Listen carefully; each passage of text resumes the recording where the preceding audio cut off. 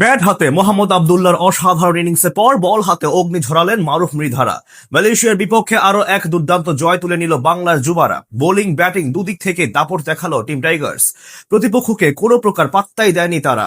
বাংলাদেশ দলের এমন দাপটে পারফরম্যান্স এবং ম্যাচের সব ঘটনা এক করে জানবো রিপোর্টে। বোলিং ব্যাটিং দুদিক থেকে আরো একবার দাপট দেখালো বাংলাদেশের ক্রিকেটাররা। মালয়েশিয়াকে কোনোভাবেই পাত্তা দেয়নি জাওয়াদ আবরার, মাহফুজুর রহমান রাব্বিরা। আগে ব্যাট করে মোহাম্মদ আবদুল্লাহ নান্দনিক ইনিংসের পর বল হাতে অগ্নি ঝরালেন মারুফ মৃধারা। এতে জয় নিশ্চিত হয় টাইগারদের।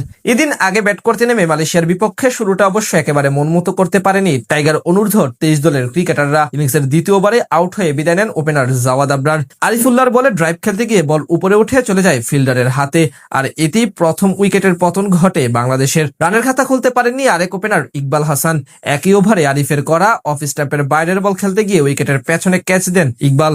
বাংলাদেশের শিবিরে চাপ ভারে অলরাউন্ডার রিজান হোসেনও আউট হলে একই বোলারের শর্ট লেন্থের ডেলিভারি অফসাইডে খেলতে গিয়ে ক্যাচ দিয়ে বিদায় নেন রিজান। সেখান থেকে শাহরিয়ার এবং কালাম সিদ্দিকী মিলে চাপ সামাল দিলেও বেশি দূর আগাতে পারেনি এই জুটি। 26 বলে 21 রান করে শাহরিয়ার সাকিব বিদায় নেন দলীয় 51 রানের মাথায়। এরপর নতুন করে মোহাম্মদ আবদুল্লাহ এবং কালাম সিদ্দিকী মিলে জুটি করেন। সেখান থেকে কালাম সিদ্দিকী রান আউট হয়ে বিদায় নেন 34 রান করে। তবে এক প্রান্ত আগলে রেখে চালিয়ে খেলতে থাকেন আবদুল্লাহ, তুলে নেন ব্যক্তিগত হাফ সেঞ্চুরি। তাকে সঙ্গ দিতে থাকেন আহরার আমিন পিয়ান। দুজনের পার্টনারশিপের উপর ভর করে ঘুরে দাঁড়ায় বাংলাদেশ অনূর্ধ্ব 23 দল। 62 বলে 61 রান করে আউট হন আহরার। অন্যদিকে আবদুল্লাহ থামেন 94 রানের দায়িত্বশীল ইনিংস খেলে। তাদের সেই প্রচেষ্টার উপর ভর করে শেষ পর্যন্ত 290 রানের পুঁজি পায় বাংলাদেশ অনূর্ধ্ব 23 দল। জবাব দিতে নেমে মালয়েশিয়ার শুরুটাও একেবারে মনমতো হয়নি। ইনিংসের ষষ্ঠ ওভারে মাহফুজুর রহমান রাব্বির দুর্দান্ত এক ডেলিভারি ডিফেন্স করতে গিয়ে জায়গা থেকে বেরিয়ে যান ওপেনার আসলাম। ফলে স্ট্যাম্পিং এর শিকার বনে পেভিলিয়নের ফেরত যান এই ব্যাটার। আরেক ব্যাটার শারফিন মুনিয়ান্দিকেও বেশিক্ষণ টিকতে দেননি পেসার মারুফ মৃধা।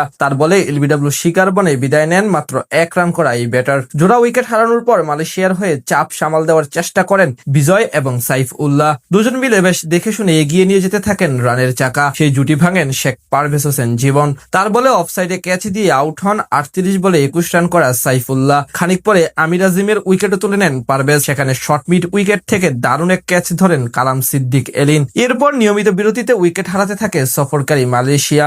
মাঝে সেট হওয়া বিজয়কে ফেরত পাঠান লেগ স্পিনার স্বাধীন ইসলাম। শেষ পর্যন্ত টাইগার বোলারদের এমন কার্যকরী বোলিংয়ে সহজেই বড় জয় পেয়ে যায় বাংলাদেশ অনূর্ধ্ব 23 দল। অন্যদিকে পরাজয় দিয়ে সিরিজ শুরু করলো মালয়েশিয়া ক্রিকেট দল। বোলিং ব্যাটিং দুদিক থেকে আরো একবার দাপট দেখালো বাংলাদেশের ক্রিকেটাররা। মালয়েশিয়াকে কোনোভাবেই পাত্তা দেয়নি জাওয়াদ আবরার, মাহফুজুর রহমান রাব্বিরা। আগে ব্যাট করে মোহাম্মদ আবদুল্লাহ নান্দনিক ইনিংসের পর বল হাতে অগ্নি ঝরালেন মারুফ মৃধারা। এতে জয় নিশ্চিত হয় টাইগারদের। এদিন আগে ব্যাট করতে নেমে মালয়েশিয়ার বিপক্ষে শুরুটা অবশ্য একেবারে মনমতো করতে পারেনি টাইগার অনূর্ধ্ব 23 দলের ক্রিকেটাররা।